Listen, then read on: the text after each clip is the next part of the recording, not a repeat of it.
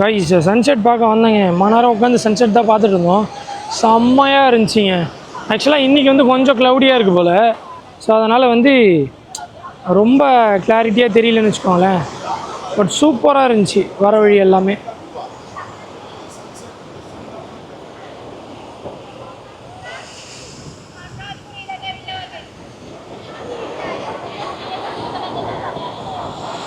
அப்பா சூப்பராக இருக்குங்க. ஸோ மோஸ்ட்லி வந்து கோஸ்டல் சைடு எல்லாமே சுற்றி பார்க்கும்போது வந்து பார்த்துக்கிட்டிங்கன்னா சன்செட் வந்து பார்க்குறதுக்கு சூப்பராக இருக்கும். நான் வந்து லாஸ்ட் டைம் மிரிசான்னு நினைக்கிறேன், சூப்பராக இருந்துச்சிங்க. அதுதான் நான் லாஸ்ட்டாக ஒரு பியூட்டிஃபுல்லான பார்த்த சன்செட் அது.